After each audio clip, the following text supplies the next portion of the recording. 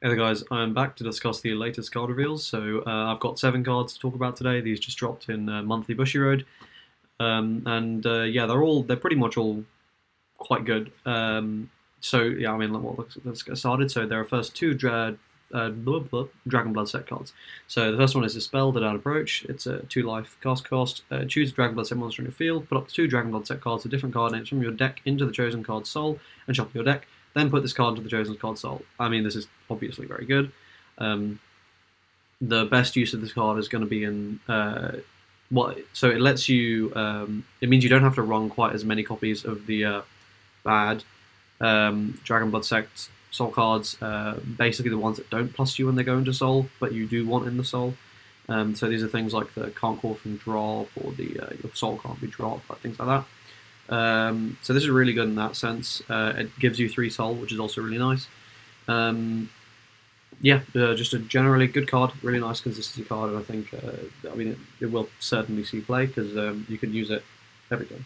You will use it every time.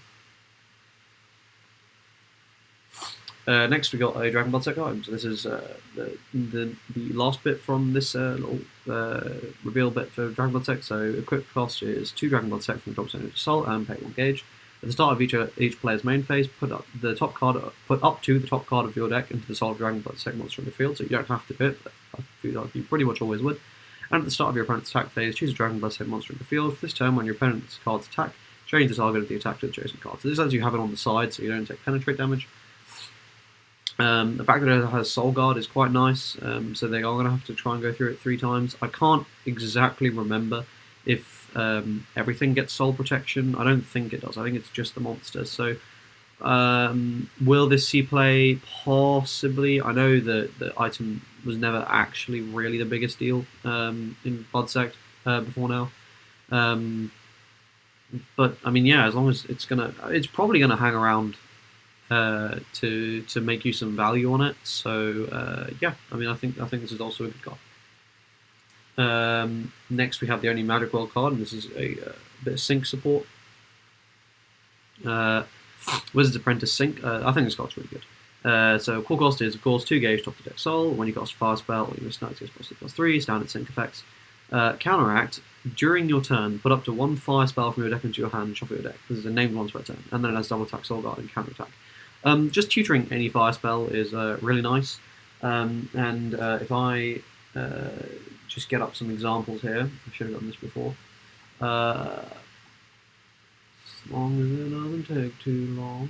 Where is Magic Rod here?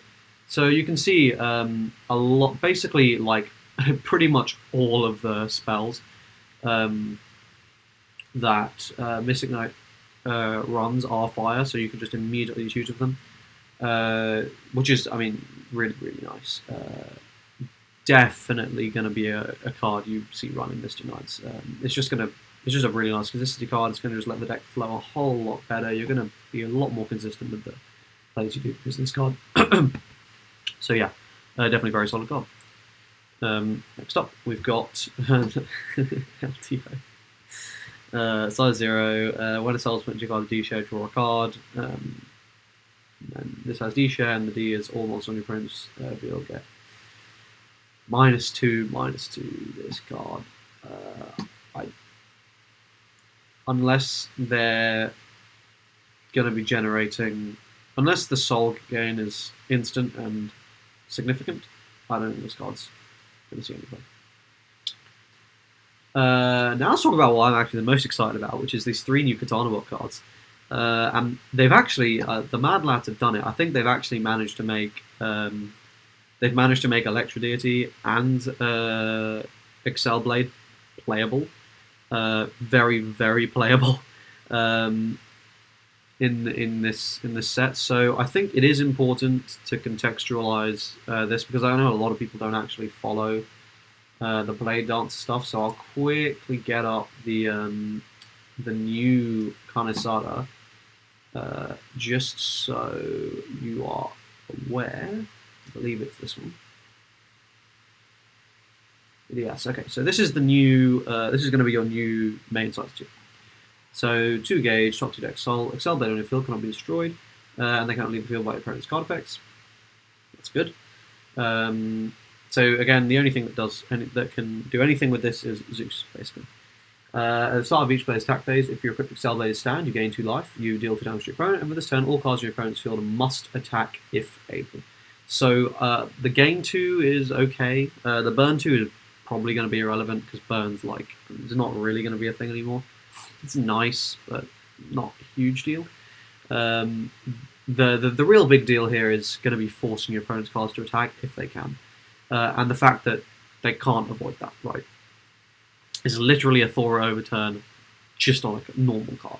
So and unless they can deal with it 3 times before the attack phase, they're going to have to deal with this, and they are going to find that a little difficult. Obviously, the penetrate triple attack, Soulguard is the penetrate triple attack is quite nice, but so this is what you got to bear in mind, right? So even with the previous support, you can imagine this already being quite annoying if you're forced to attack. So you're going to be taking that fat impact damage, you're going to be taking all sorts of stuff. You just don't want to be attacking this deck when you can avoid it directly, anyway. But now, I mean, now things are just gotten a whole lot more annoying. So I guess, yeah, quickly first this new consistency card, 2 life, Search of Kurogane, and an Excelblade item. Well, up to 1 Excelblade, but I'm pretty sure all the Excelblades are items. It's just those are the only cards with the attribute. Obviously, it's once per turn. Oh, sorry, yeah, you can also search the impacts with this, so that's really, really nice. And you know what? This is basically going to be me explaining Excelblade, because I imagine a lot of people just didn't care when this deck was coming out. So I'll quickly. So this is the old one. No, sorry, this is the new one. So the new impact. Obviously, you need to have a sort of Excelblade, and you can only cast it when you're being attacked, which is going to happen. Especially because you can just choose to have your Carnosaurus die. You don't have to use Soulguard. So you can literally just go, alright, gone. And your opponent goes, oh shit, now I have to attack you. And that's actually, I think, a lot of players won't think about. So the first time it happens, they're definitely going to be like, oh, what the fuck? And it might end up just winning you the game. So this will nullify the attack, nullify the abilities of all attacking cards, destroy them, draw 2, and burn 3. It's pretty good for 2 games, pretty good. You might not get the null orb and pop. You might not get it, depending on the deck you're up against, but you can be damn sure you're drawing 2, and that burn 3 will probably maybe go off.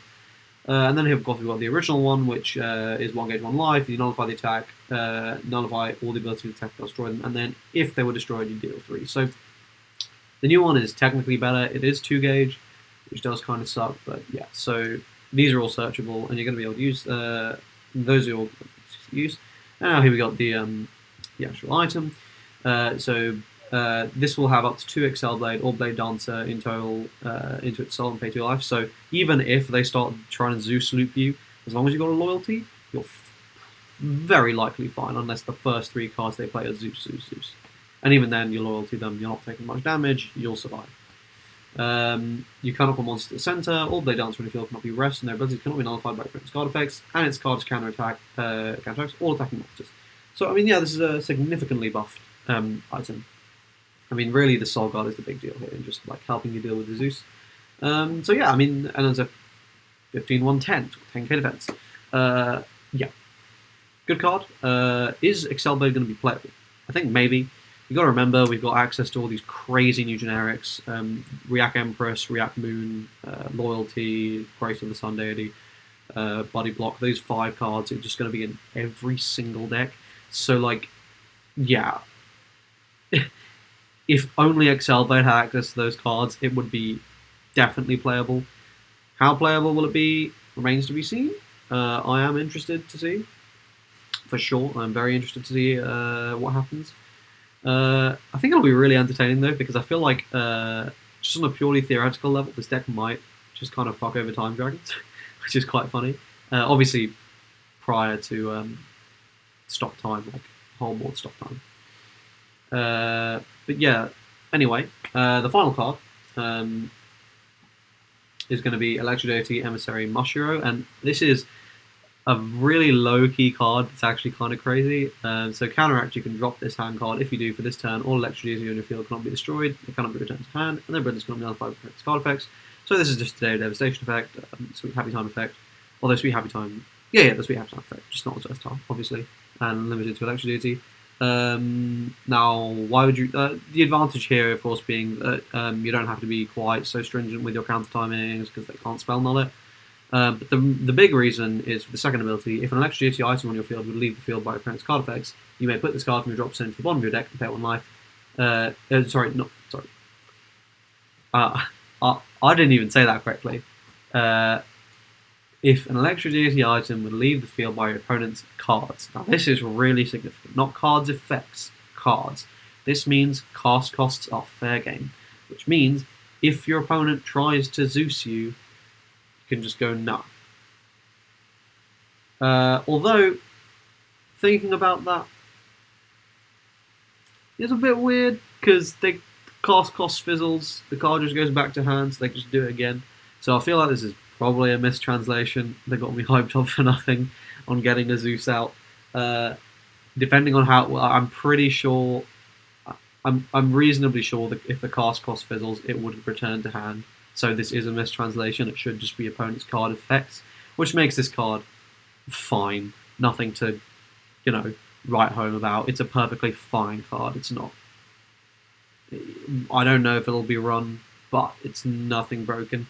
If the way it works is the fizzled cost goes to drop zone, and I'm pretty sure that's not how it works, but if that was how it works, then this card would be pretty crazy, and would be staple in sideboard at the bare minimum, but I'm pretty sure that's not how it works.